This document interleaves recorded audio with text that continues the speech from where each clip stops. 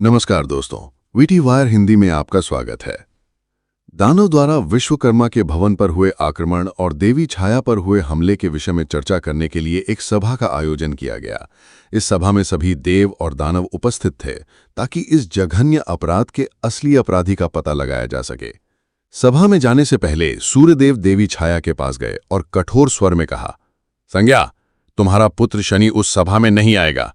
यदि शनि वहां आया तो उसे तुमसे दूर जाना होगा। सूर्यदेव का मानना था कि शनि के अपशकुनी प्रभाव के कारण ही यह संकट आया था और वो उसे सभी से दूर रखना चाहते थे।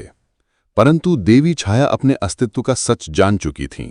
उन्हें यह बोध हो चुका था कि उनका स्वयं का अस्तित्व केवल एक छाया है जो अपने उद्देश्य के पूर्ण होते ही समाप्त हो जाएगा। उन्होंने अपनी ही तरह शनि के अस्तित्व को अपने मातृत्व की छाया में समेटकर रखना उचित नहीं समझा। वो जानती थीं कि भले ही उनका अपना कोई स्वतंत्र अस्तित्व ना हो, पर उनकी संतान का अपना एक स्वतंत्र अस्तित्व होगा। इसीलिए उन्होंने दृढ़ता के साथ सूर्यदेव के प्रस्ताव को अस्वीकार कर दिया। देवी छाया ने कहा, नहीं देव, मेरा पुत्र उस सभा में अवश्य जाएगा। उनके इस उत्तर से सूर्यदेव चकित रह गए।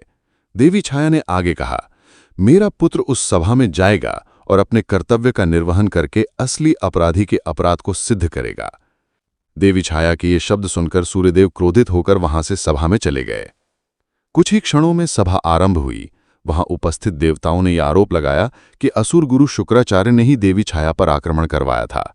पर तभी शनिदेव वहां पहुंचे। उन्होंने असुर गुरु शुक्राचार्य को निर्दोष तथा देवराज इंद्र को अपराधी साबित कर दिया। उन्होंने ये भी सिद्ध कर दिया कि इंद्र ने ही असुरों के माध्यम से आक्रमण करवाया था। जब न्याय का निर्णय हुआ तो दंड स्वरूप देवराज इंद्र से उनका मुकुट छीन लिया गया, जो उनके अहंकार का प्रतीक था। जब सभा के सभी सदस्य जाने लगे तो शनिदेव ने अपनी गंभीर वाणी में कहा, अधूरे न्याय और अन्याय में ज्यादा अंतर नहीं होता। उनकी ये बात सुनकर सभी देव और दानव चकित रह गए। शनिदेव ने आगे कहा, जिसके साथ अपराध हुआ हो उससे क्षमा मांगनी चाहिए। दानव के कारण मेरी माता के प्राणों पर संकट आया। अपराध मेरी माता के साथ हुआ तो देवराज इंद्र को क्षमा मेरी माता से मांगनी होगी। यही होगा पूर्ण न्याय। शनिदेव के इस कथन से सभी देव और दानव शांत हो गए और उन पर एक नई न्याय की परिभाषा का बोध हुआ। आपको क्या लगता है कि क्या इंद्र देवी छाया से क्षमा मांगेंगे और क्या सूर्यदेव शनि के न्याय को स्वीकार कर पाएंगे? हमें कमेंट करके जरूर बताएं। ऐसी ही और रहस्यमयी कहानियों के लिए हमारे चैनल को सब्सक्राइब करें और इस वीडियो को लाइक करें। मिलते हैं अगली वीडियो में।